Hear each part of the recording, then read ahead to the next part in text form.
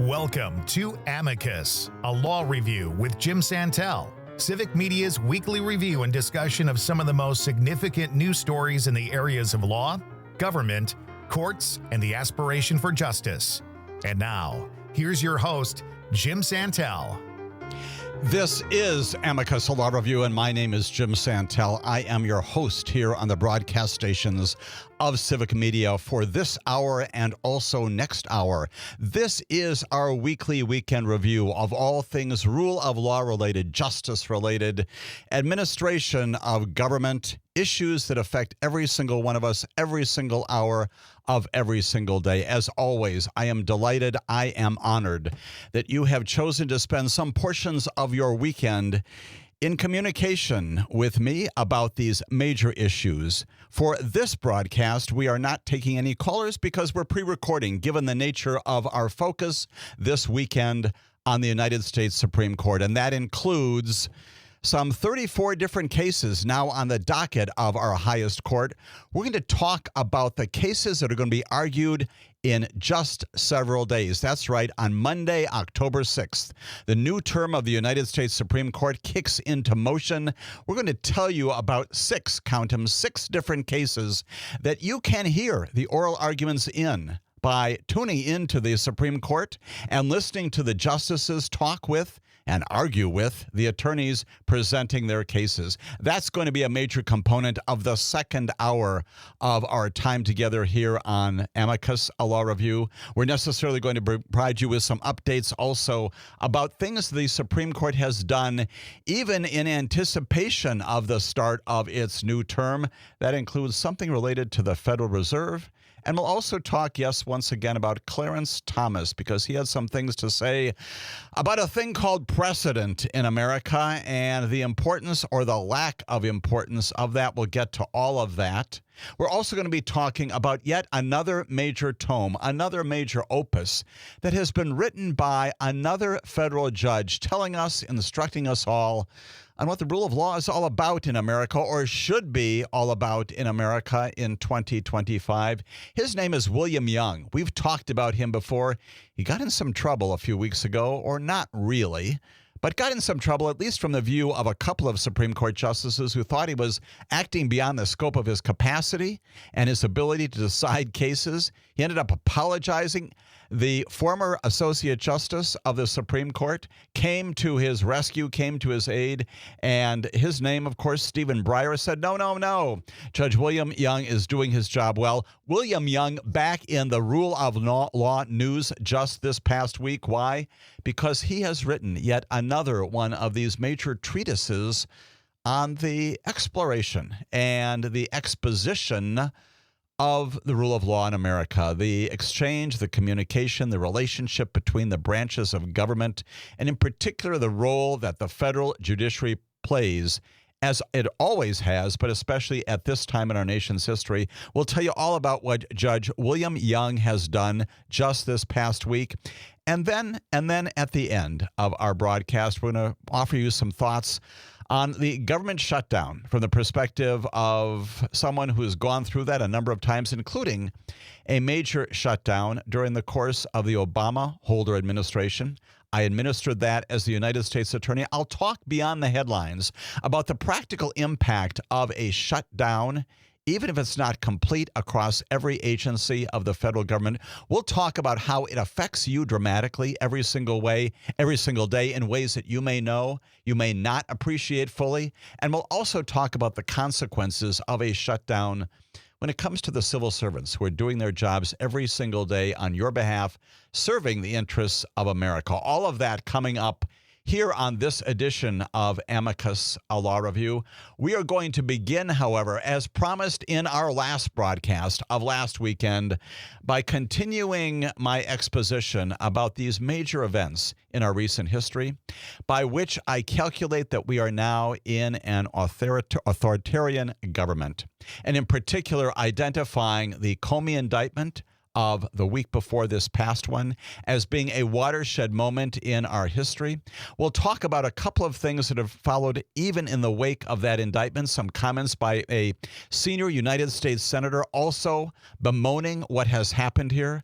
We'll talk about some of the confusion internal to the U.S. Attorney's Office at the time of the return of that indictment, some comments made by the presiding magistrate judge who accepted and docketed at least one of what now appears to be two different drafts of an indictment. We'll talk about the incompetence of the Department of Justice in getting this into the system.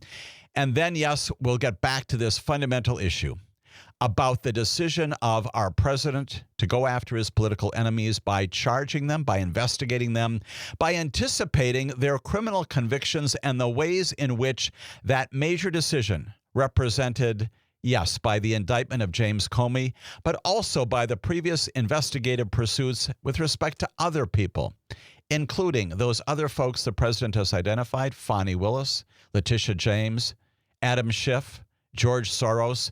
Another one added to the list even this past week, his name Christopher Wray. Yes, that's right. Another former director of the FBI, now apparently in harm's way, if you will, and the subject perhaps of another investigation, perhaps another criminal prosecution of him for what we don't know. But once again, another sign that the authoritarian government in which we are living right now is not only pursuing those goals of authoritarianism, but is also doing it in a way that undermines the basic rule of law in America. We'll talk about the aftermath of the James Comey indictment, but we are going to start this broadcast, starting in this segment of our broadcast, by going back to the other major story, the other major rule of law event that we discussed at great length. And that involved the permission given by the United States Supreme Court. Yes, another one of these emergency docket entries, the issuance of these orders that compel the government to respond in a way that is not premised upon an exposition, a description by the Supreme Court of why it's doing what it is doing, but simply saying that the lower court decisions to stay the actions of the president, to stop him from doing these things, those are lifted. And in particular, in this case, the decision by the Supreme Court, a divided Supreme Court, once again 6-3, a divided Supreme Court says that even while challenges to the firing of a properly appointed and working commissioner of the Federal Trade Commission, even while the litigation on that, the challenges to what the president has done, ongoing in the district court, in the federal courts, those courts have up to this moment said, yes, indeed, Mr. President, you have no power to do just this. The Supreme Court entering the fray and saying that, in fact, those courts, at least at this point, their stays, their suspensions of the president's orders are wrong, and permitting him to go ahead and fire this Federal Trade Commission commissioner. We'll talk once again about why that is so significant, why in this week, just before this past one, it joins the Comey indictment in underscoring the fractures in our federal government and the ways in which the Supreme Court is permitting that to go ahead. We're going to spend a lot of time, starting right now, with something that I initiated at the end of our last broadcast, and that is these two words: Humphrey's Executor. Humphrey's Executor. Humphrey''S Executor. Executor. What is this all about? Why am I telling you about this wonky academic thing that, yes, you would learn about when and if you go to law school, but also you're going to learn about it today because I think it represents in so many ways, big and small, the significance of what the Supreme Court has been doing for the past 8 months. And in addition to describing for you the reason why it is related and is at the core of this horrific decision by the Supreme Court to permit the president to go ahead and fire this FTC commissioner, also going to offer that it is in and of itself, Humphrey's Executor, the ruling on this case 90 years ago. That's right, 1935. This should be the language. This should be the short term, the way of, in a very simple way, describing what the Supreme Court is doing. Overruling precedent, yes, but also affording the president authorities that throughout our history we have never afforded him before. That appears to be what the Supreme Court is going to be doing sometime in this coming term, beginning once again on Monday, when very likely they will overturn this ruling in this case called Humphrey's Executor, giving the president a whole lot more power than he's ever had before. And again, in a watershed moment for all of us, giving him authorities that are not contemplated by the Constitution. Let me tell you all about Humphrey's Executor.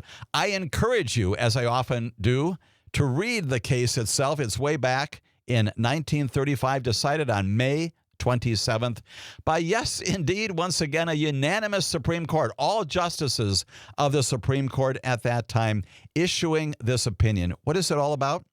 It's a Supreme Court decision coming out of our highest court that rules that the United States Constitution allows the United States Congress, something we all know, to enact laws that limit the capacity, the ability, the power of the president to fire the executive officials of an independent agency, and that includes the Federal Trade Commission. An affirmation by the Supreme Court that the Congress is the entity in our institutional structure that limits the ability of the president to make those decisions about firing and also hiring the officials who are responsible for making decisions inside independent agencies. We've talked an awful lot about those. Many agencies out there, including the Federal Trade Commission, including the Consumer Product Safety Commission, the Merit Systems Protection Board, the National Labor Relations Board. Yes, indeed, the Federal Reserve as well. We'll talk a little bit about that in a few moments or so. But the FTC, way back in 1935, also on the docket of the United States Supreme Court in this case called Humphrey's Executor versus United States of America. And yes, indeed, I'm going to give you some history. This is partially a history lesson because Humphrey's Executor, again, should be the rallying call for action and response to what the Supreme Court is doing here. Also need to understand exactly where this comes from and why the Supreme Court instructed us 90 years ago on issues that are so relevant once again in the fall of 2025. We go back to President Calvin Coolidge. We go back to President Franklin Delano Roosevelt. Calvin Coolidge had appointed a fellow named William Humphrey to a 7-year term as a commissioner of the Federal Trade Commission in 1925. President Herbert Hoover reappointed him. He gets a second term in 1931. Again, how is that done? It's done by virtue of the law established by the Congress creating the Federal Trade Commission and saying that indeed, those folks are independent. They've got responsibility to work on things like trade issues and other matters related to commercial integrity and economic issues. And we know as well from the history of this that Mr. Humphrey, William Humphrey, was an outspoken and controversial commissioner. And that's what got the attention of the President of the United States of America. As we return here in our second segment, I'll tell you how it is that William Humphrey ran afoul of FDR and how this led to a Supreme Court decision that today in 2025 is as relevant as it was 90 years ago. All that as Amicus, a Law Review, continues.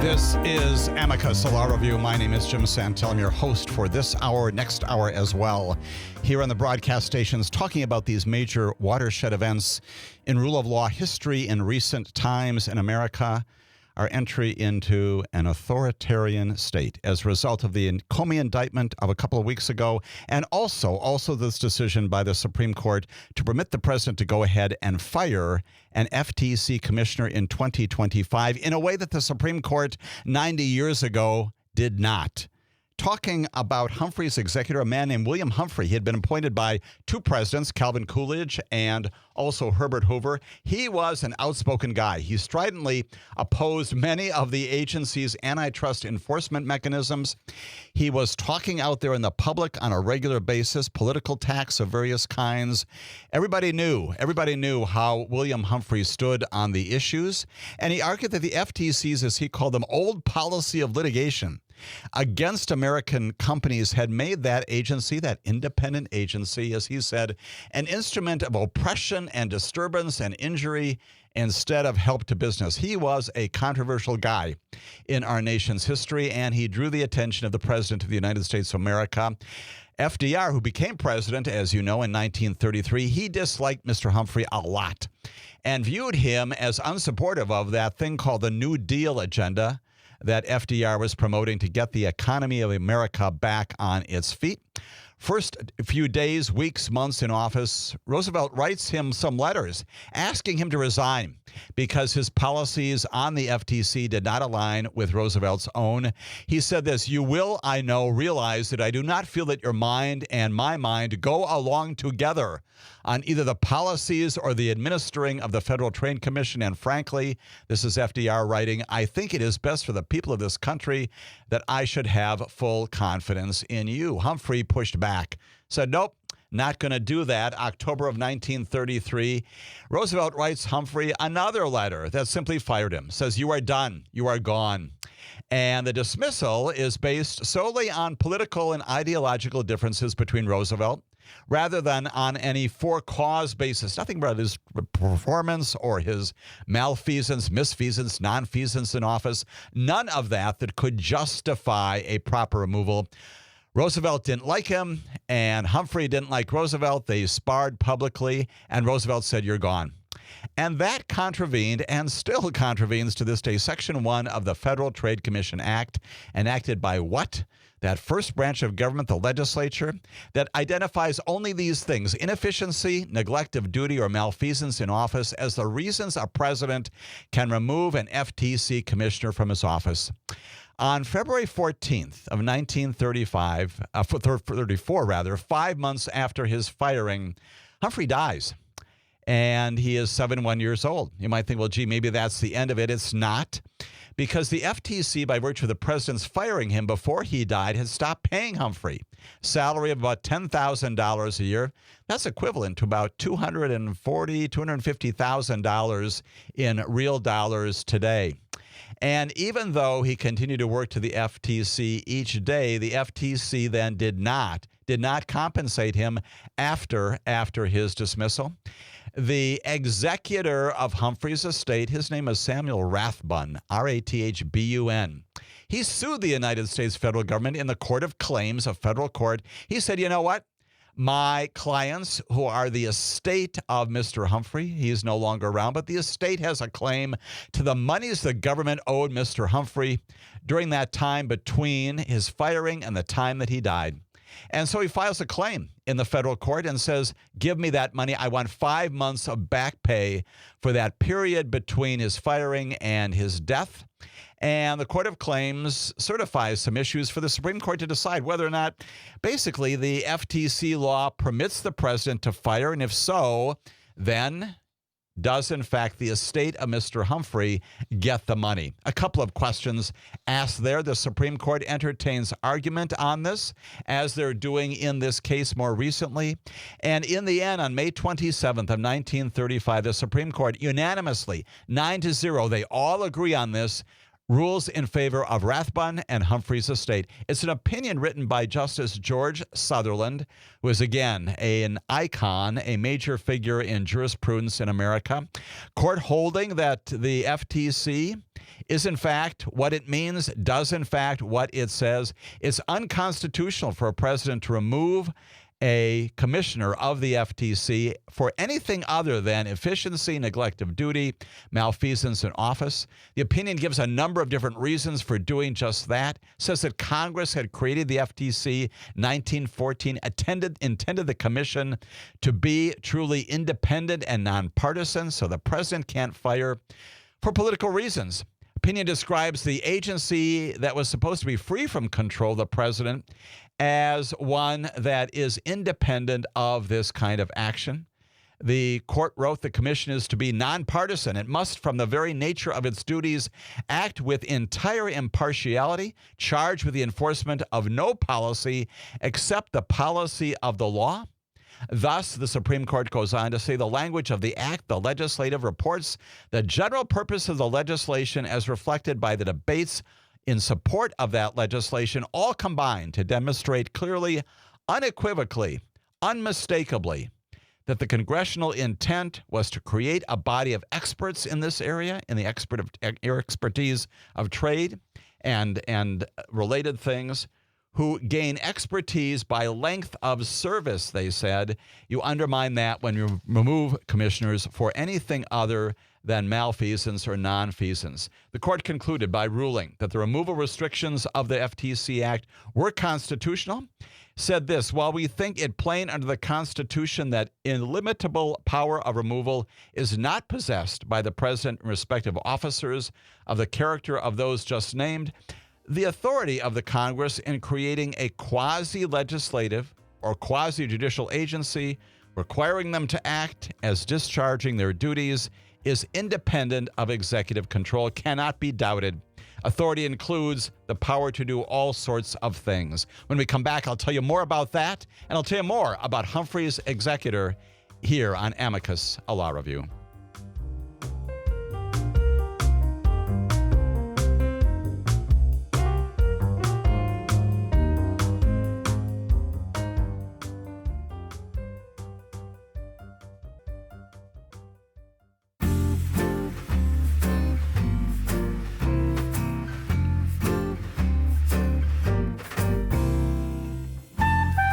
My name is Jim Santel, and this is Amicus, a Law Review here on the broadcast stations of Civic Media. We're not taking your calls, your questions this broadcast because of the nature of our broadcast. We're pre-recording it.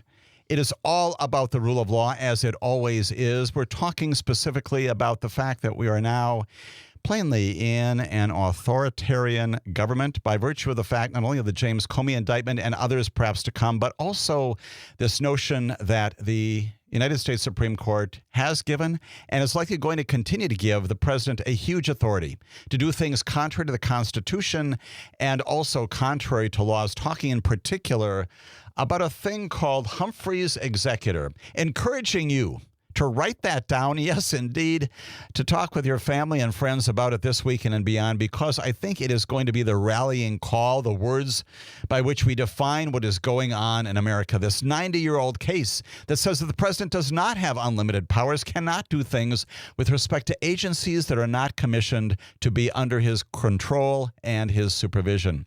Why is this relevant? Why, when the Supreme Court says 90 years ago unanimously at the pen of Justice Sutherland saying that it is quite evident that one who holds his, I would add also her office, only during the pleasure of another, and by that they mean the president, cannot be depended upon to maintain an attitude of independence against the latter's will. That latter is, of course, once again, the president. You can't have independence if indeed you are subject to firing at will based upon political reasons. That's what the Supreme Court said. Humphrey's Executor versus United States 90 years ago. Precedent in America. Precedent that is now, according to at least 3 justices of the Supreme Court, been run roughshod over. We know that on September 29th of this year, the United States Supreme Court basically overturned some lower courts still addressing whether a commissioner, her name is Rebecca Kelly Slaughter, this is now 2025, 90 years after Humphrey's Executor, she's fired. She is from the same agency that the Supreme Court was wrestling with and determining the Constitution of some 90 years ago. President now, just like FDR 90 years ago, says, you're fired. I don't like your politics. You are gone.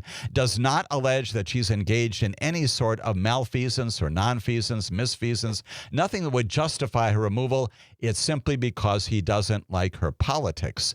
The question should be clear then, right? Humphrey's executor says, Mr. President, you can't do this. And indeed, that's exactly what three members of our Supreme Court say. We did this last weekend. It is important to understand once again why this case, which is called Trump versus Slaughter, in 2025, the removal action permitted by this very skeletal order, once again a part of the shadow docket, these emergency applications, the Chief Justice writing, go ahead and terminate her. And by the way, we're going to put this on the docket of our incoming caseload. That is the new docket starting on Monday. And we're going to certify, we're going to ask the question whether the statutory removal protections for members of the Federal Trade Commission violate separation of powers, and if so, whether Humphrey's executor, back in 1935, should be overruled. The Chief Justice identifies that and basically signals he's going to do that, obviously with the support of at least 5 other members of the Supreme Court. Justice Kagan says no. Justice Sotomayor says no. Justice Jackson says no. And she says on top of granting certiorari, on top of agreeing to hear this case, the court today issues a stay enabling the president to immediately discharge without cause this member of the Federal Trade Commission. That stay, she says, granted on our emergency docket is just the latest in the series. She then lists all the other cases in which, likewise, the Supreme Court has said, go ahead, Mr. President, even contrary to the law, contrary to the separation of powers, fire these people of things like the Merit Systems Protection Board, the Consumer Product Safety Commission, the NLRB, all these agencies, we can go on. And she says in each one of those, we've objected to the emergency docket being pursued and the administration of justice being pursued in this way. She says the majority, stay order by stay order, has handed full control of all these agencies to the president in a way that would have horrified, this is my language, not Justice Kagan's, but would have horrified the justices of 90 years ago. The president, Justice Kagan goes on to say, may now remove, or so says the majority, though Congress said differently, any member he wishes, for any reason and no reason at all. And he may thereby extinguish the agency's bipartisanship and independence. That's exactly what the Supreme Court said 90 years ago, is it not? She is invoking Humphrey's executor to say, you can't do this, and she makes it even more clear. She says, I dissented in the past from these prior stay decisions, but under existing law, the law that exists right now, Humphrey's executor is good law today. And it's good law on the 29th when the Supreme Court issued this opinion. She says, we rejected a claim of presidential prerogative identical to the one made in this case. She cites Humphrey's executor. She says, Congress, we held, may restrict the president's power to remove members of the agency, as well as other agencies performing quasi-legislative or quasi-judicial functions without violating the Constitution. No harm here, no violation of the law. And then goes on to say this, and this is the reason why Humphrey's executor should become a part of our American understanding of what's going on in America today, 90 years later. This is what Elena Kagan says. So the president cannot, as he conceitedly did here, fire an FTC commissioner without any reason. To reach a different result requires reversing the rules stated in Humphrey's.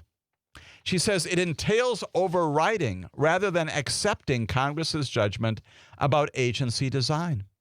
The majority, she goes on to say, may be raring to take that action to overrule Humphrey's executor and give the president all this power that he has never had before in our history, as its grant of certiorari before judgment suggests. In other words, the fact that we've decided to take this case on and we're going to add it to the 33 or 34 cases we're now going to hear in the new term. But it goes on to say this. Here's the telling language for all Americans to digest. But until the deed is done, that's how she described it, Humphrey's controls. It's still good law. It's still good law this weekend. And Humphrey's prevents, she says, the majority from giving the president the unlimited removal power Congress denied him. Because the majority's stay does just that, I respectfully dissent. Our emergency docket should never be used, as it has been this year, to permit what our own precedent bars. That precedent, Humphrey's executor. And all of these other cases that have said the president does not have this power now being granted by the Supreme Court to him, permitting him to do all of these things that we have talked about at great length on this and other broadcasts of Civic Media. Still more, Elena Kagan says, it should not be used, as it has also been, to transfer government authority from Congress to the president. And thus, she says, she concludes, to reshape the nation's separation of powers. That's how important this is. Humphrey's executor, talk about that to your friends, your family members, to people in the grocery line as you're checking out, because it's just that important. Yes, it's hugely important for Rebecca Kelly Slaughter, fired unconstitutionally by the president, likely going to be affirmed, that firing decision, by the Supreme Court. Humphrey's executor nonetheless stands for the proposition that there is a rule of law in America. The Congress has established agencies. The Congress has established all kinds of mechanisms for the operation and the conduct of government. And absent those structures and those mechanisms being found overtly unconstitutional, contrary to our national tenor, our purpose as a nation, they remain in place. And a president cannot, simply by the stroke of a pen, dissolve agencies created by the Congress, cannot fire people who are in independent agencies. That's what Elena Kagan rails against. And as she says, even while the majority may be raring to overrule that and to give the president all this power, they haven't done it yet. They may well do so in this coming term, because Donald Trump versus Rebecca Kelly Slaughter is indeed on the docket of the Supreme Court. And as the Supreme Court Chief Justice has indicated, taking up specifically the issue of whether or not Humphrey's executor, I'll say it one more time, Humphrey's executor should be overruled, and the Constitution thereby undermined by this Supreme Court. Important to understand all that. Important to appreciate the significance of precedent and what is going on in America, especially as we continue to digest these major rule of law happenings in our nation.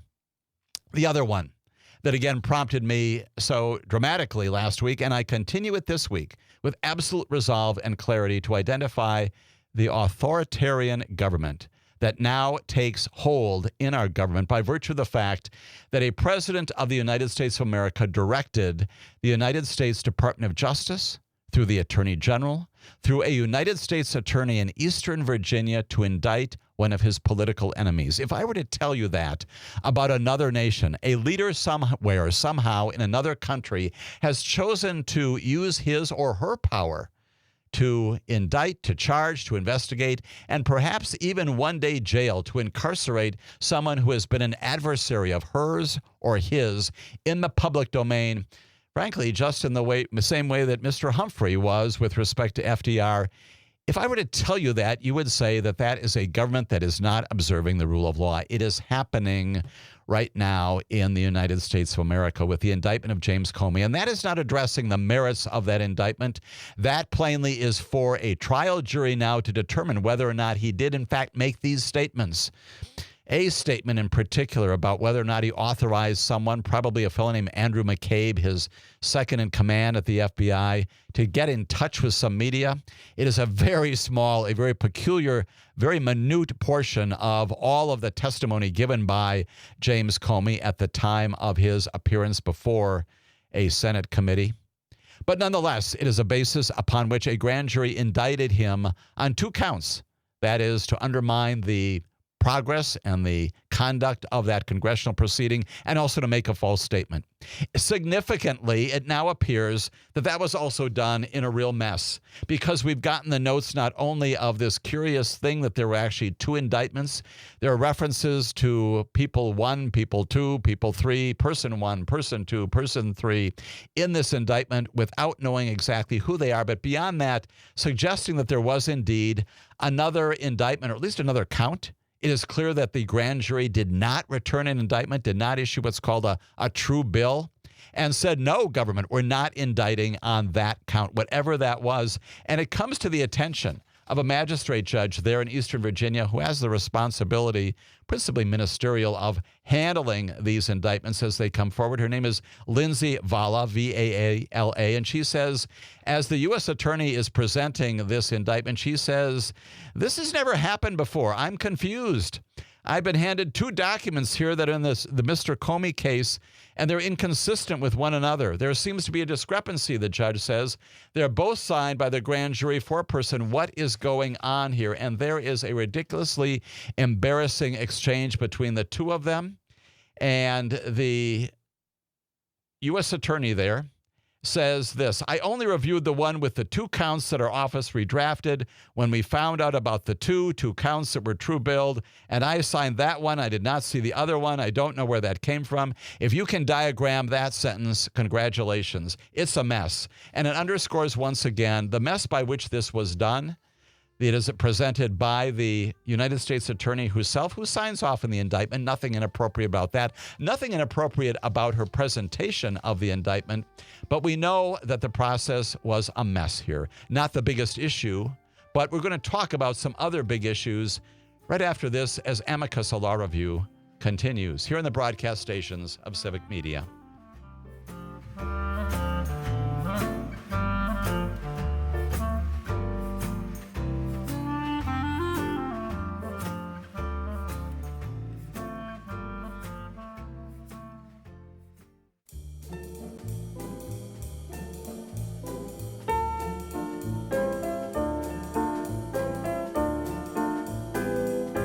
My name is Jim Santel. This is Amicus, a Law Review. We are talking about the rule of law, as we always do on this broadcast, providing some additional information in the wake of the indictment of James Comey and the reason why that is so significant in the history of our nation, taking us from March 15th of this year. That's the date on which we clearly entered a constitutional crisis. That was the day on which the Department of Justice began to lie to dissemble with, and simply to disregard the rulings, the orders, the directives of another branch of government, that is, judges in America.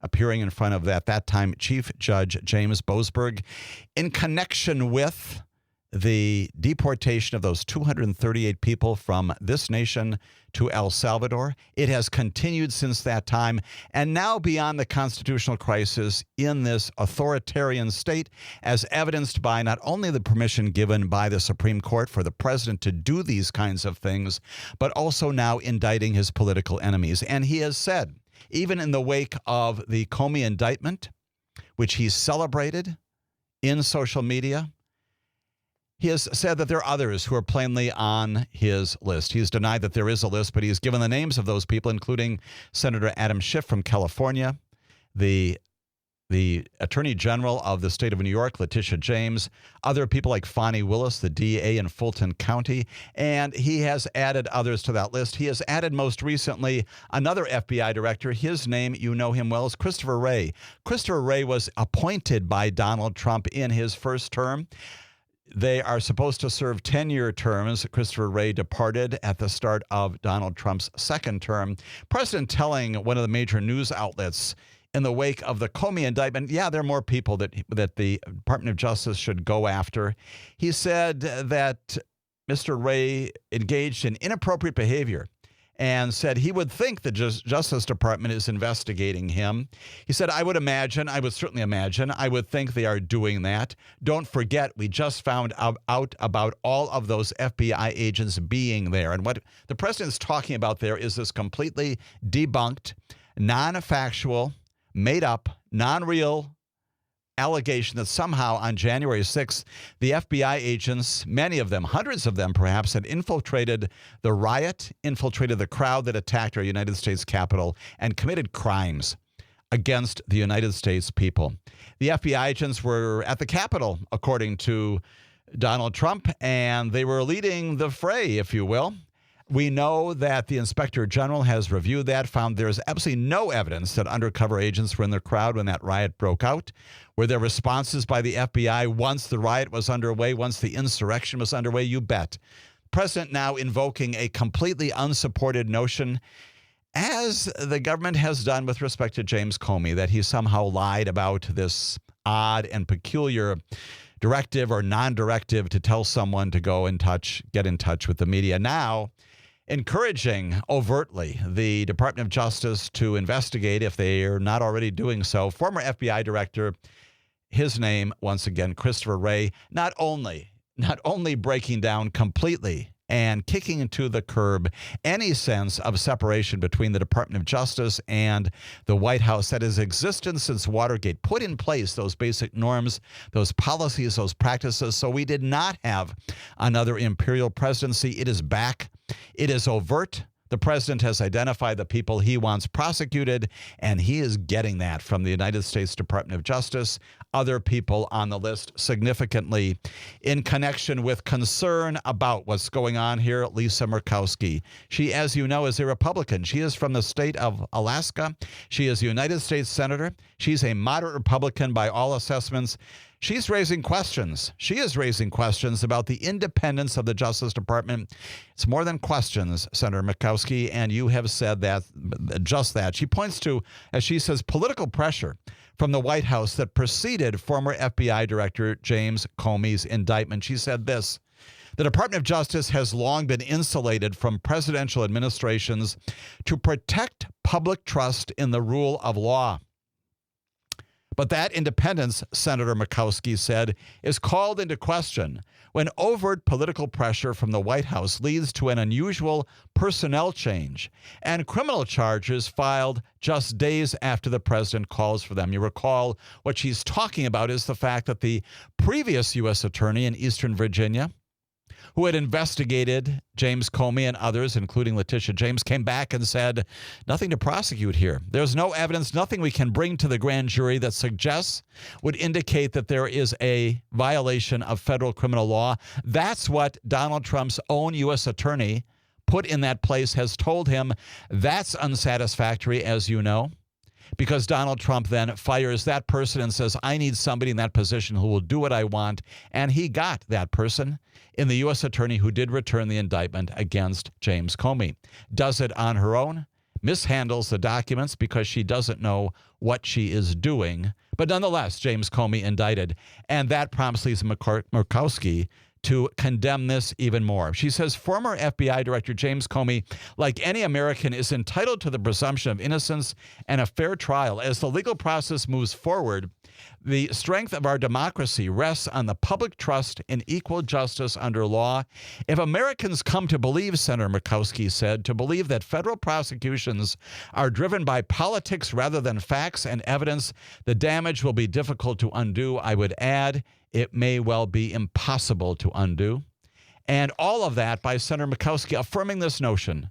Senator Murkowski telling America that that is the state we are in. That's the authoritarian state we are in by virtue of not just this representation in the grand jury indictment that James Comey has committed a crime. We'll determine through the trial process. He is presumed innocent, as she said. But this entire group of people identified by the president for investigation, for prosecution, he plainly is looking for convictions as well, although, as I've often said, it is not the conviction that's the point. It is the investigation. It's the prosecution that is the punishment is, as the president has himself said, that's the retribution I will exact for you, and he has done just that. When we come back, we'll talk about the United States Supreme Court and its new term starting in just hours from now. Continue to listen here on the broadcast stations of Civic Media.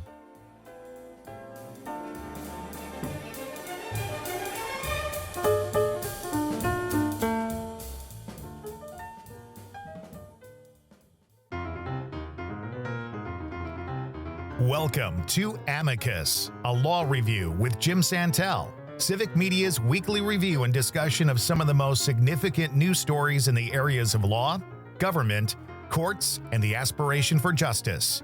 And now, here's your host, Jim Santel. This is Amicus, a law review. My name is Jim Santel, and I am so delighted. I'm so honored that you're spending some portion of your weekend in engagement with me on these major rule of law issues. In this, the second hour of our weekly weekend broadcast, turning as we so often must and so often do to the United States Supreme Court. Why?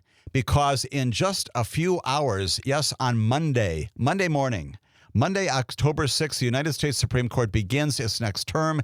You might think, gee, Jim, it doesn't appear that they were much out of business, and they weren't, issuing major decisions, including as late as the last few days and weeks on its emergency and other dockets. But it is a formal and significant matter. that on the first Monday of October every single calendar year, the United States Supreme Court reconvenes and begins to address the cases on what I'll call its merits docket.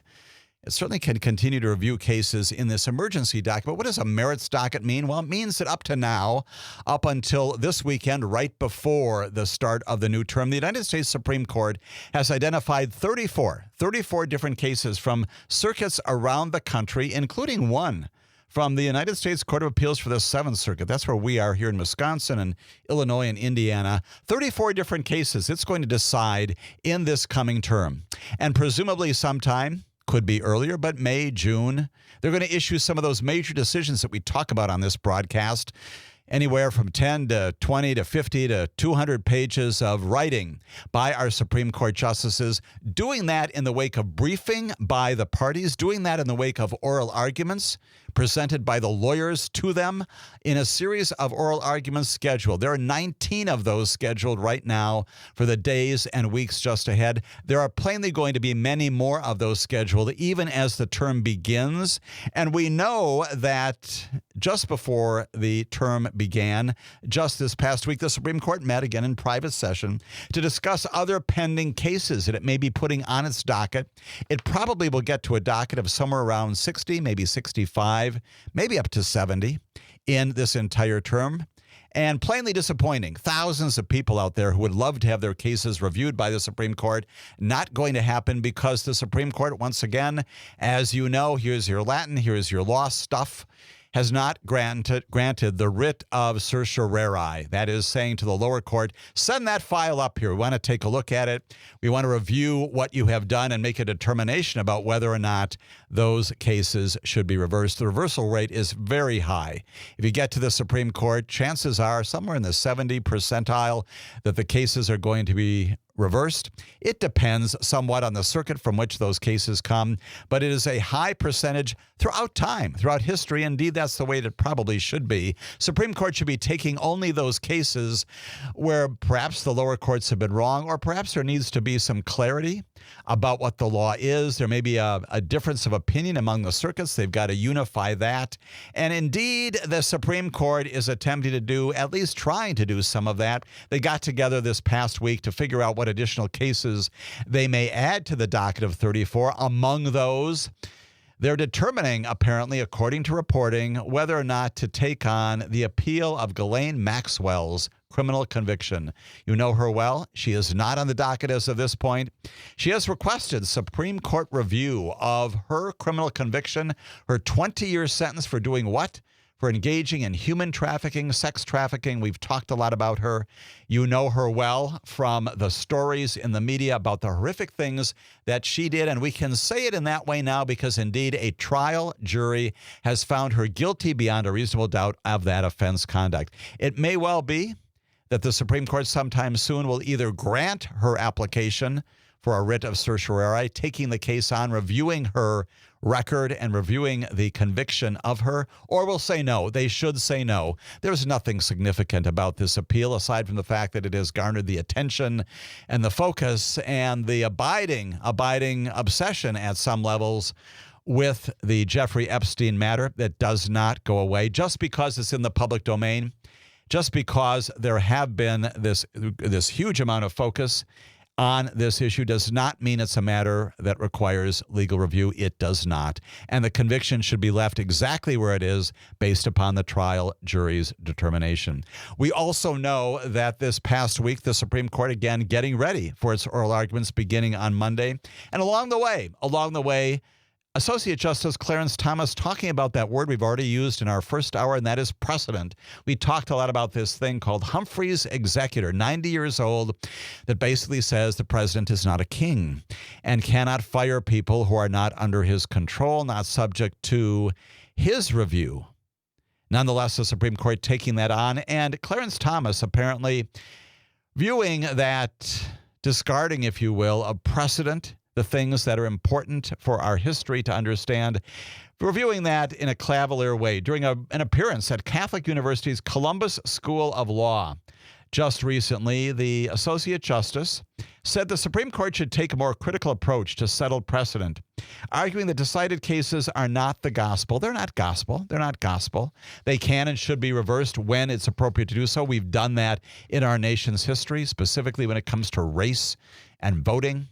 Things like Brown versus Board of Education, saying that education that is separate is inherently unequal. Overruling things like Plessy versus Ferguson and Dred Scott. Yes, we do that when it's appropriate to do it. But Thomas goes further than that. He says, you know what? Precedents are simply something somebody dreamt up and others went along with. That's the word and words. Those are the words of a sitting Associate Justice of the Supreme Court. It's just something that somebody dreamt up and others went along with. He said at some point we need to think about what we're doing with stare decisis. Stare decisis being, of course, that principle of abiding by precedent, doing what we have said before. Why? So there's consistency in the law and the people of America understand where the rules are, where the lines are drawn, and what their conduct should be. He goes on to say it's not some sort of talismanic deal where you can just say stare decisis and not think, turn off the brain, right? Those are the words of our Associate Justice Clarence Thomas, plainly somebody who has in the past also said things like Brown versus Board of Education should be reconsidered. At least the enforcement portions of it should, because it's gone too far. That is one of the 9 Supreme Court justices. He is one of the 9 Supreme Court justices going to be appearing in the courtroom of the United States Supreme Court on Monday morning, beginning the new term of the Supreme Court, 34 cases, and in particular, in this coming week, Monday, Tuesday, and Wednesday, lots of things going on. 6 different cases being argued before the United States Supreme Court in this session, the first portion of its October term 2025. All of these cases granted writs of certiorari so the court can review them. Let me give you some sense about what they are. One of them this week coming from our own United States Supreme Court. Monday, October 6th, first case up, case called Villarreal versus Texas, Villarreal. Fellow named David Asa Villarreal, arrested, tried on charges of murdering his friend and his roommate. During the trial, he was the only defense witness and claimed self-defense. Now, some peculiar things happened during the course of this trial that warrant some exposition, although it's long and lengthy. I'm not going to give you all of the details. There's some recesses that occur that it's appropriate. And the court issued during one of those recesses what's been called a qualified conferral order, which basically says that while the witnesses are on the stand as they begun their testimony, I don't want you talking with them further to coach them further. The trial court told defense counsel in Mr. Villarreal's case to imagine during the recess that Villarreal was still on the stand and not to confer with him about, as the judge said, what you couldn't discuss with him if he was on the stand in front of the jury, his testimony. Don't get around this by talking to him now in a break, in a recess. Villarreal was convicted and sentenced to 60 years. Court of Appeals of Texas affirmed that conviction. Villarreal petitioned the Supreme Court for review, asking the justices, the 9 Supreme Court justices, again coming out of the High Court of Texas, to address whether the trial court's qualified conferral order, saying you can't talk to him, violated his right to assistance of counsel under, you know what this is, the 6th Amendment. The question presented before the Supreme Court now is just this. Is, in fact, this a violation of your right to counsel? If indeed in a break, in a recess, your counsel cannot talk to you. The question whether a trial court abridges, violates the defendant's 6th Amendment right to counsel by prohibiting that person's defense counsel from discussing the defendant's testimony during an overnight recess. It's very, very particular. It's very process related, but it's an important case. Why? Because the issue of right to counsel is back on the docket of the Supreme Court. 6th Amendment stuff, right to counsel, and it is coming up. It is first up. The first thing you'll hear on Monday morning is all about Mr. Villarreal's case and the Texas matter. The decision coming presumably in May, June of next year about whether or not that violates the 6th Amendment to the Constitution. That's first up on Monday. Second up on Monday, a case called Burke versus Troy, B-E-R-K versus Troy, C-H-O-Y. This is a very lengthy procedural matter.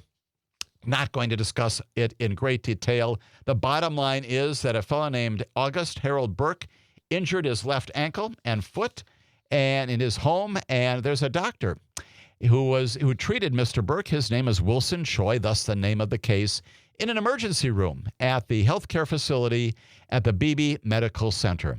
Something goes wrong, and in the wake of that treatment involving an ankle monitor boot and other therapies, there is allegedly some medical malpractice committed by Dr. Choi. Unclear whether that is the case. And so in the wake of his, what Mr. Burke would say is improper medical treatment, files a medical malpractice action against Dr. Choi.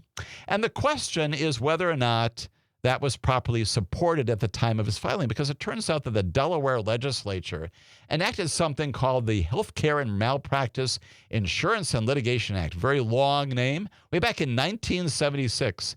It was trying to address at the time what it perceived to be the growing number of medical malpractice claims that were unfounded, that were frivolous. And it resulted in a tremendous increase in liability insurance for healthcare workers. The legislature comes around and says, before you can file your lawsuit, you got to be able to have some medical person come forward with an affidavit stating that there are some reasonable grounds, some basis to believe that the defendant, the healthcare provider, the doctor had committed medical negligence. Very, very procedural aspect of this. The court determined in an unpublished decision that Burke's claims should be dismissed. It goes into federal court, and the Third Circuit precedents required to the district to apply the Delaware state law. The court determining that the medical records and printouts of the physicians in this case did not comply with the Delaware expert affidavit requirement. This now in federal court. And the question being whether or not this state requirement for some sort of an affidavit by a healthcare authority at the time of filing is also necessary in a federal case. The question whether a state law prohibiting or providing rather that a complaint must be dismissed unless it is accompanied by an expert affidavit may be applied in federal court. Coming from state court to federal court, 2nd, 4th, 5th, 6th, our own 7th Circuit and 9th Circuits holding the affidavits of merit do not govern actions in federal court. 3rd and 10th Circuit say that they present no conflict with any federal rules. A split in the circuits coming up before the Supreme Court this coming Monday. We'll talk about other cases as Amicus, a law review, continues.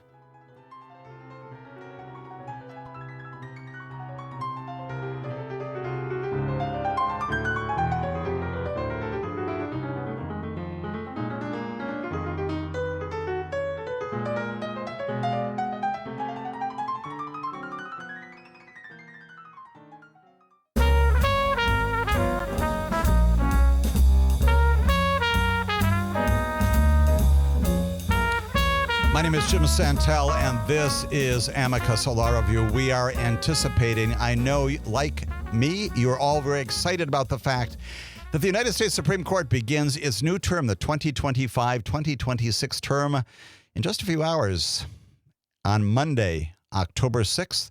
Telling you about the cases that are up for oral argument. These are the opportunities for the parties, principally, although not exclusively, for the lawyers to argue in front of the court, for the court to ask questions of them, sometimes to ask questions, even spar with each other on the bench, to figure out whether or not the positions of the parties are legitimate in the law and the Constitution. And you can listen live. You can also hear these things recorded. You can go online to the official site of the United States Supreme Court. There's a folder right there. You can tap on it, and you can tap into the live discussion, these live oral arguments beginning on Monday morning, Monday, October 6th, including these cases, Villarreal versus Texas and Burke versus Choi, different kinds of things. 2 more cases coming up. The same thing applies. More oral arguments on the morning of Tuesday, October 2nd, and here's one of the big ones. Childs versus Salazar. Chiles versus Salazar, Salazar. This is it. This is a significant Supreme Court case challenging Colorado's ban on conversion therapy for minors. And it's focusing in particular upon an aspect of the Colorado law that implicates First Amendment rights regarding professional speech. But at the core is this issue of conversion therapy. You know what that is. Roundly, soundly rejected by every single medical authority of credibility on the face of the planet as a way of converting one from one sexual identity to another, discredited medically and downright dangerous, according to most medical authorities. The Colorado ban on conversion law also prohibits certain representations made by professionals in that connection. The central legal question in Childs versus Salazar is whether the Colorado law, which does in fact censor, it limits certain counseling conversations based on the viewpoints expressed, whether that violates the speech clause of the First Amendment. Kelly Childs, who is a licensed professional counselor in Colorado, petitions the court for review. In her complaint, she says she's a practicing Christian. She believes that people flourish when they live consistently with God's design, her words, including their biological sex. Her lawsuit says she wants to help patients with the goal of, as she said, seeking to reduce or eliminate unwanted sexual attractions, change sexual behaviors, or grow in the experience of harmony with one's physical body. She contends that the law in Colorado violates the free speech and free exercise clauses, that is, of religion, of the First Amendment. The law, for what it's worth, does in fact make exceptions for therapists who are engaged in the practice of religious ministry. She's represented by a group called the Alliance Defending Freedom. They have also been frequent appearance makers before the Supreme Court, most recently in that 303 Creative versus Elena's case, and others before the Supreme Court. The implications of Childs versus Salazar may be far beyond just what Colorado is all about, because there are about 20 states that have enacted similar bans on conversion therapy. Here, the case highlights this ongoing national debate over the rights of counselors to engage in various discussions, counseling, and conversations with their clients that align with their clients' religious beliefs. And again, in that context, the extent to which the government can regulate professional speech consistent with its ban on conversion therapy. It is a critical intersection, if you will, of religion and a mental health practice and of First Amendment rights, constitutional rights, all sorts of things, making it perhaps one of the most important cases before the Supreme Court in this docket. It is going to be argued on Tuesday morning. And you can once again hear the oral argument about that, both in favor of and in opposition to the Colorado law on conversion therapy and the prohibition of certain kinds of language in Colorado. Does that violate the First Amendment, free speech, religious exercise, or is it a proper, as the lower courts have determined, is it a proper exercise of legislative prerogative with respect to ensuring the safety and the security of the population there? And major case, Childs versus Salazar, Tuesday, October 2nd. On that same day, right after Childs is argued, there's another case called Barrett versus United States. What is it about? Mr. Barrett was convicted once again in a federal case by a jury in the Southern District of New York. A federal case here, one count of conspiring to commit what's called Hobbs Act robbery. The district court sentenced Barrett to 50 years of imprisonment, 20 years on a conspiracy count and robbery counts, 5 years of imprisonment under what's called Section 924C, 25 years of imprisonment for a different robbery. The district court did not impose a separate 924C sentence stemming from a murder involved in all of this, reasoning that the statutes involved here, the statutes of conviction, basically merged into one, because one's a lesser included offense than the other. Again, lots of wonky legal language here that criminal prosecutors and defense attorneys and judges appreciate. The Second Circuit basically ruled that these statutes and the convictions under them stemming from the same murder did not merge. You can't bring them together. And imposing separate sentences for both of them would not run afoul of the double jeopardy clause again in the Constitution. Question presented before the Supreme Court is whether the double jeopardy clause, you can't be tried twice for the same offense conduct if it's charged separately. Is that a violation of double jeopardy if you're convicted separately? Whether the double jeopardy clause permits 2 sentences for an act that violates these statutes. Question that divides 7 circuits about which the Solicitor General and the petitioner agree. Also an issue related to this thing called the Hobbs Act. It's a criminal case. It is very wonky. It is deep inside criminal practice, but it's important because it once again gives the Supreme Court this opportunity to talk about double jeopardy and what it means in America. As we continue, we'll also talk about other cases on the docket of the Supreme Court. That includes cases coming up on Wednesday, October 8th. And in that connection, we'll talk about a case coming out of the Supreme Court. That as Amicus, a law review, continues here on the broadcast stations of Civic Media.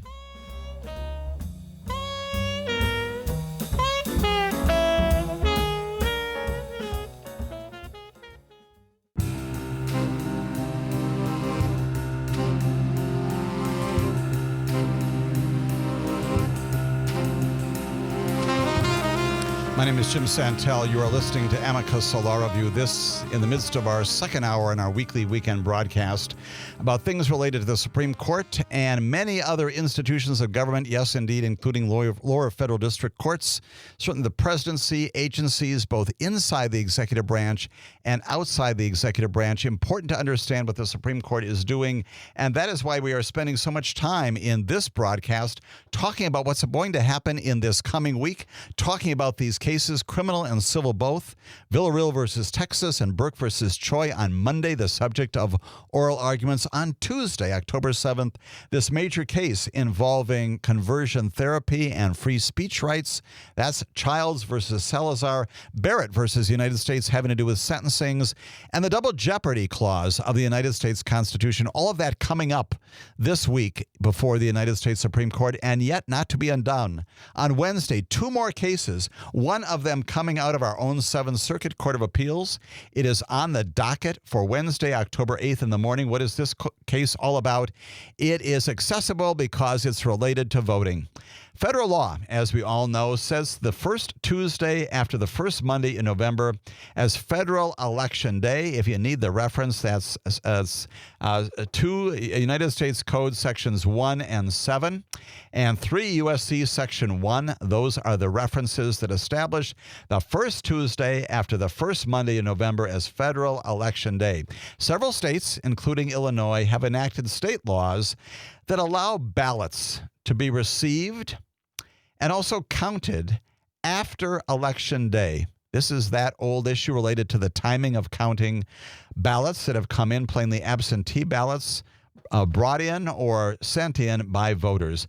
Petitioners in this case contend that the state laws, including one in the state of Illinois, that's why the case is called Bost versus Illinois State Board of Governors, contend that those state laws are preempted under the election laws. They are basically superseded by, can't be found consistent with the elections and electors clauses of the constitutions. The petitioners, again, Bost, B-O-S-T, sued to stop Illinois' law that allows these ballots to be received up to 14 days after Election Day.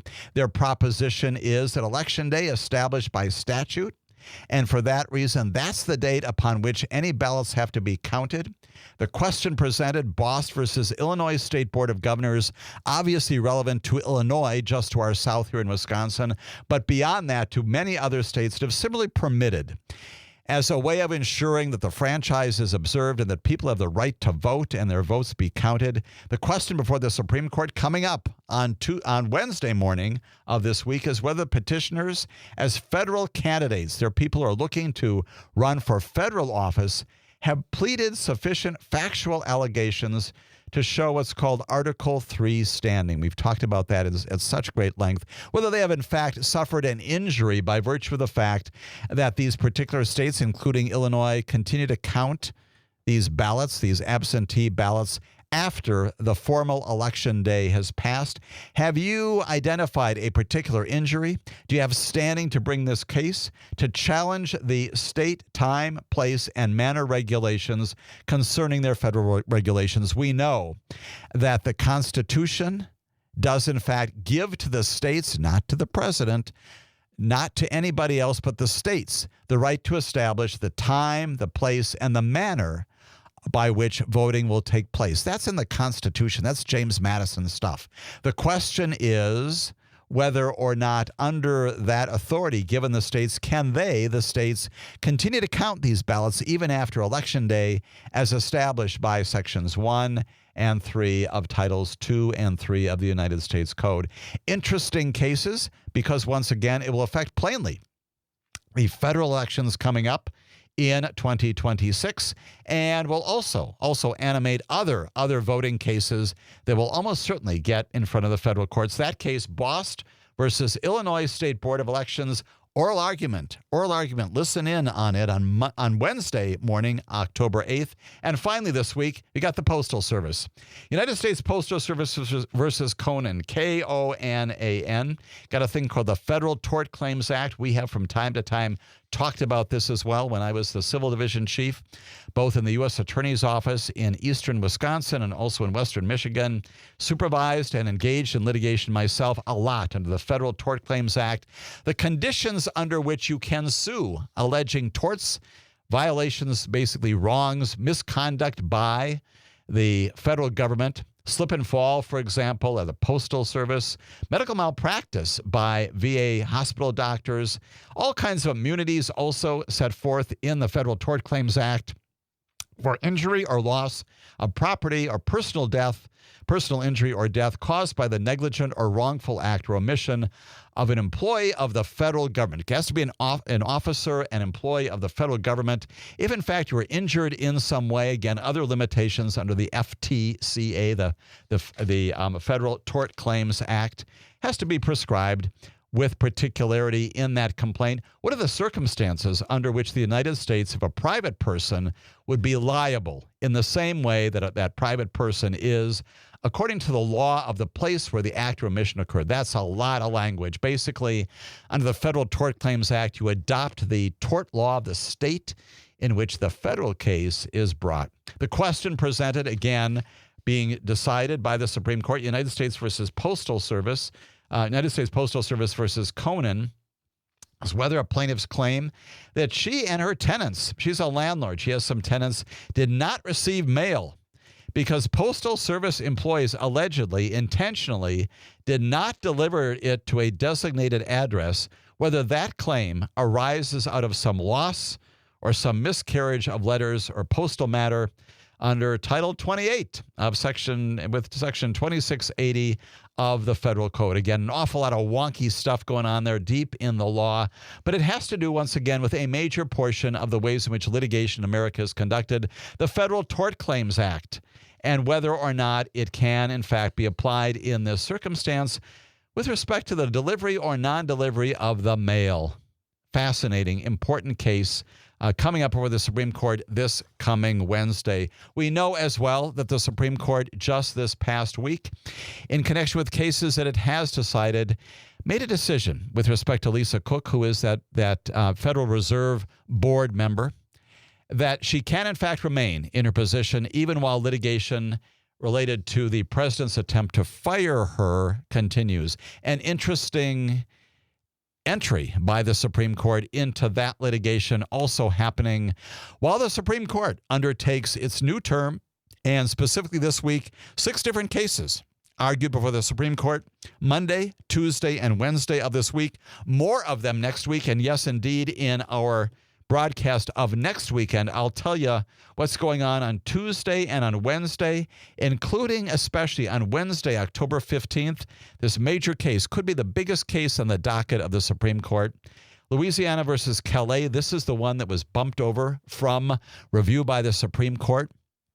Its previous term, questioning whether Section 2 of the Voting Rights Act is still viable. It has to do with some line drawing congressional districts in the state of Louisiana. An awful lot of people are concerned that this may be the case in which the Supreme Court addresses and perhaps even overrules Section 2, which is the principal enforcement mechanism under the Voting Rights Act, may render the Voting Rights Act incapable of addressing violations of basic civil rights at the voting booths and the polls in America. Calais coming up for a decision. Of course, many other cases also on the docket, including that major case involving tariffs. That is going to be on the docket of the Supreme Court. We'll talk about those cases as they are scheduled by the Supreme Court coming up in this term and beyond. The Supreme Court term runs again through the end of June of 2026. As is normal, the Supreme Court has decision days where they make decisions about how they're going to resolve cases. They assign those cases, and we ultimately are given the results of those cases in those multi-page opinions that we spent a lot of time talking about here on this broadcast. That's the merits docket, and that's the doctrine by which the Supreme Court has traditionally done its work. Will the shadow docket also be a part of this? Almost certainly, if the Supreme Court continues to take these cases from the lower courts, giving us one sentence and one paragraph results on their review, very limited, without oral argument, without exposition by the attorneys. Those can also happen during the course of this year, and it's entirely possible that many of the decisions, approaching approximately 20 altogether, just in the past 8 months or so, Supreme Court decisions in the shadow docket, those may eventually reach the merits docket in this term. And that's why the Supreme Court has not yet filled up its entire dance card, if you will, for all the cases it is going to be entertaining in this coming term.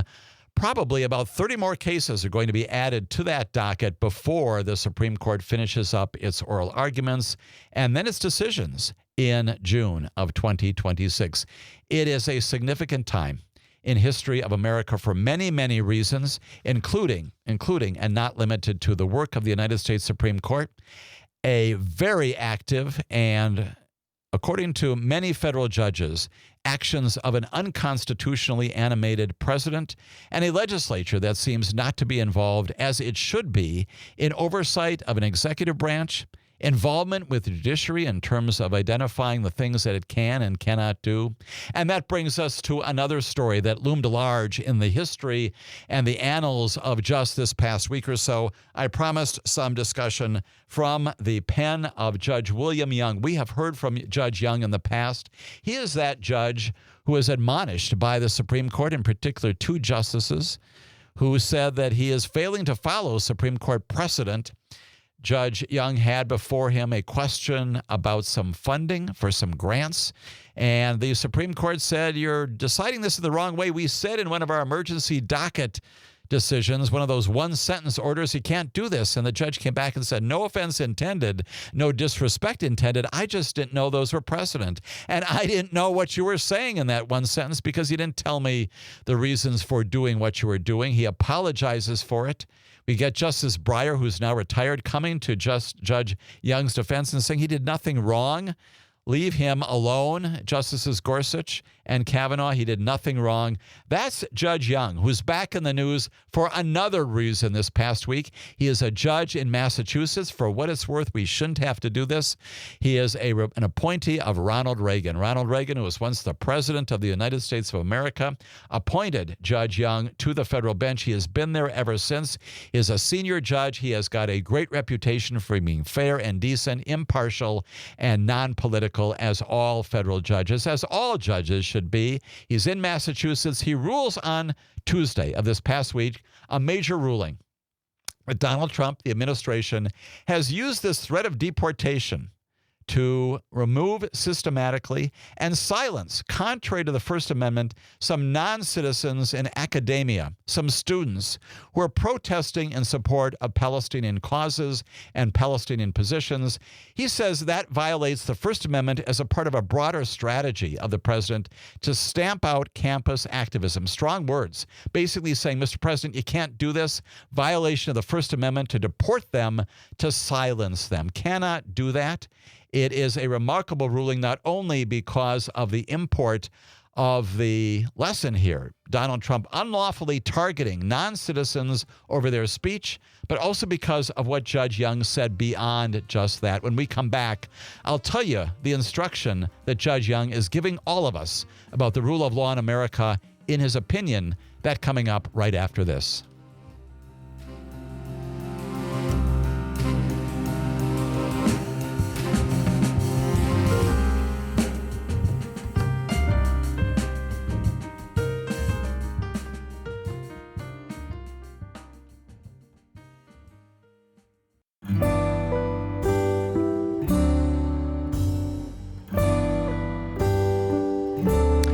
Jim Santel. This is Amicus, a law review. We are concluding this broadcast that has included a review of indictments, including review of firings of agency officials, including a review of some of those major Supreme Court cases coming up for oral argument before the United States Supreme Court, beginning in just hours, just a couple of days from now on Monday, October 6th, the start of the first of the next term of the United States Supreme Court. The first day it is back in business, although it really never went out of business, did it?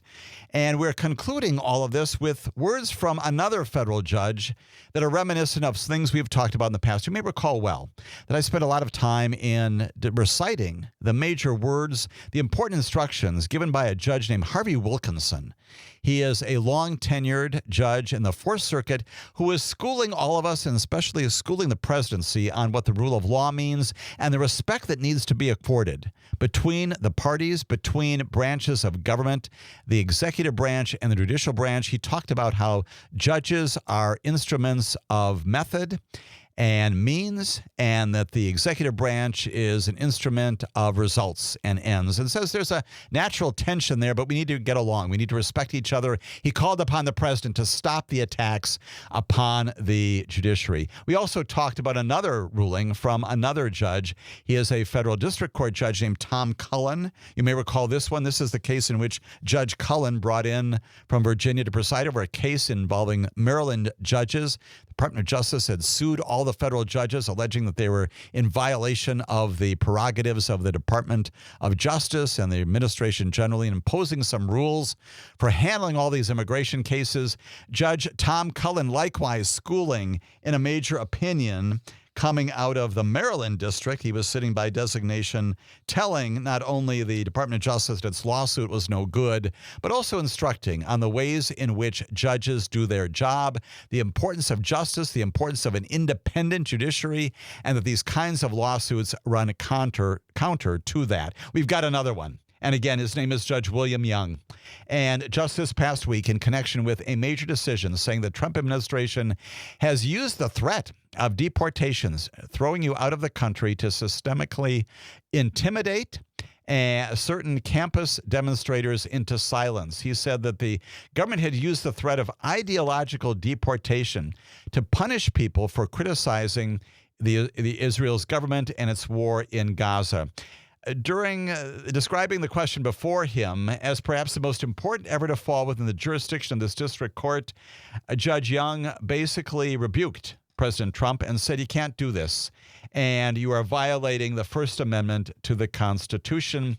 Again, Judge Young, an appointee of Ronald Reagan many, many years ago. Let me tell you more about what Judge Young has done in his opinion. It begins with publishing in the opinion itself a threat that was made to him, suggesting that the president has pardons and tanks.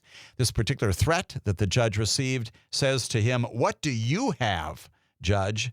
And the judge begins his order by saying, "Alone, I have nothing but my sense of duty.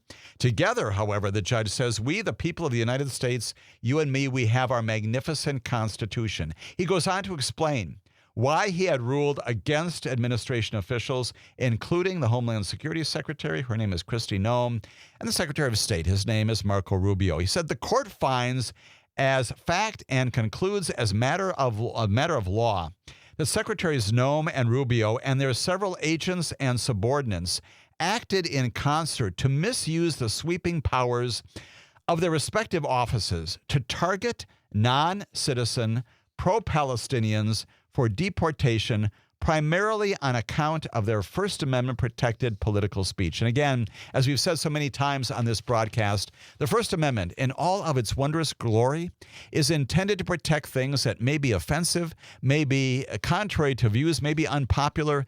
That's what the First Amendment is all about.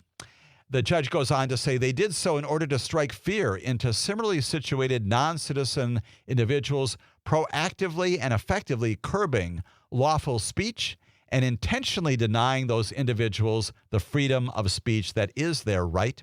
Judge goes on to say, moreover, the effect of these targeted deportation proceedings continues unconstitutionally to chill freedom of speech to this day. The judge addressed what he called the Trump brand by quoting his wife, who apparently said he seems to be winning. He ignores everything and keeps bullying ahead. Agreeing with that sentiment in his writing, Judge Young noted that the president often ignored the Constitution, our civil laws, regulations, mores, customs, practices, courtesies, all of it, he says. The president simply ignores it all when he takes it into his head to act. He says this, behold President Trump's successes in limiting free speech. Law firms cower, institutional leaders in higher education meekly appease the president. Media outlets, from huge conglomerates to small niche magazines, mind the bottom line rather than the ethics of journalism. Where things run off the rails for him is his fixation on retribution. Very strong words from a federal district court judge telling the president what he is doing when it comes to the Constitution of the United States of America. He goes on to say this. It is at this juncture that the judiciary has robustly rebuffed the president and his administration. That is an understatement, as we have spoken at great length. It is the federal district court judges and appeals court judges who pushed back on the unconstitutional things that this president has done. Federal grand juries appearing to be doing the same thing in ways that we have seen and not seen in America. The judge concluded his 161-page order, long and lengthy and exposing all of these issues, said that monetary damages, money would not suffice because the harm here, the deprivations suffer, run far deeper. He said, I fear President Trump believes the American people are so divided that today they will not stand up, fight for, and defend our most precious constitutional values so long as they are lulled into thinking that their own personal interests are not affected. He concludes his order by saying, is he correct?